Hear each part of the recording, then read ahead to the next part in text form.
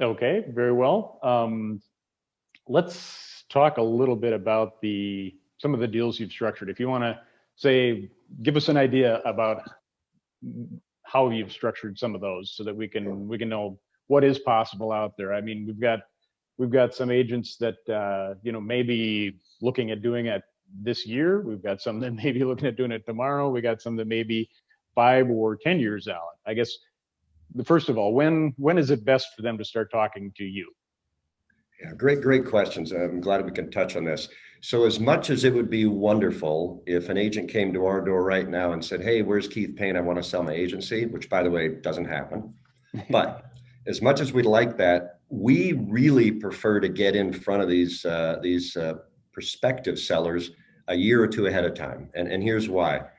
There's a lot of things that can be put in place to better position the agency for sale. For example, how involved is the owner?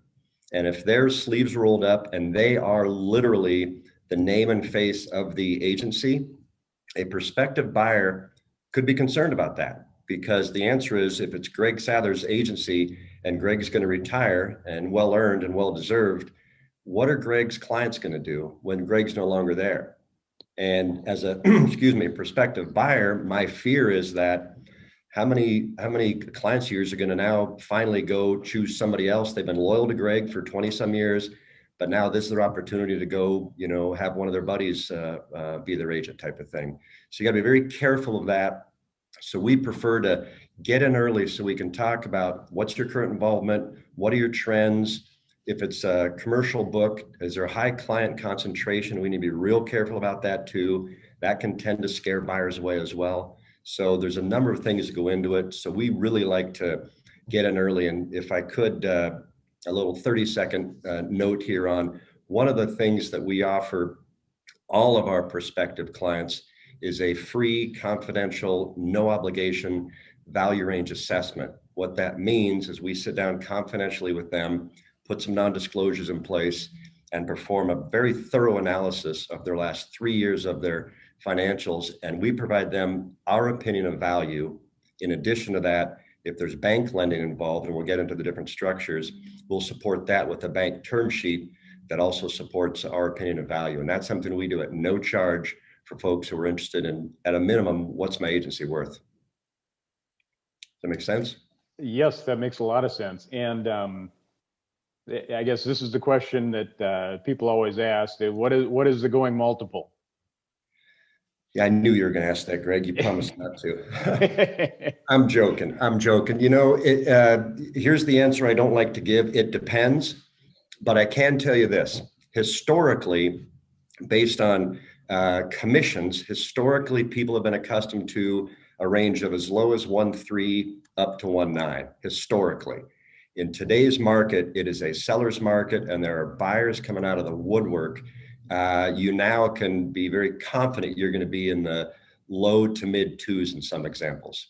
I don't want to put anything out there and everybody, go plan on selling for that. We need to do our analysis, but that low to mid two range is extremely realistic today.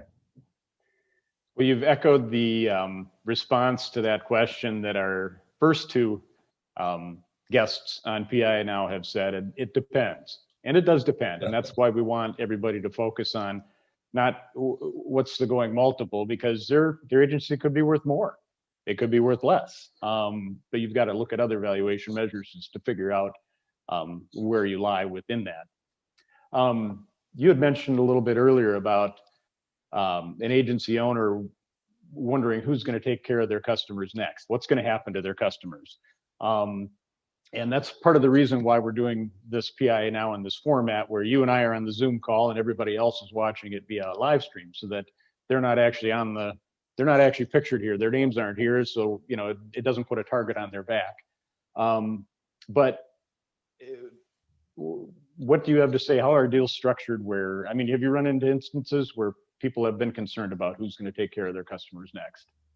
Absolutely. And it's funny you bring that up as far as how you've structured this particular webinar, which is brilliant. I recall at Education Day a couple of years ago when we could have it live, and I was set up in my booth and you were nice enough to stop by, and people were quietly, slowly, sneakily put in their cards in my fishbowl to win a prize, because the last thing they wanted is to have one of their friendly competitors one county over go, so I saw you talking to Sunbelt over there. So, commend you guys for setting up this way from a confidentiality perspective.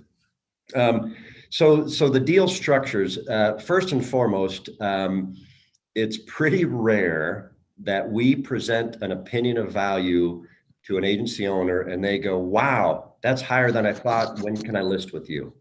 The reality is your baby's the cutest baby out there. And if anybody tells you otherwise, you're not going to believe it. So there's a bit of a relationship that needs to be built before we can gain that trust.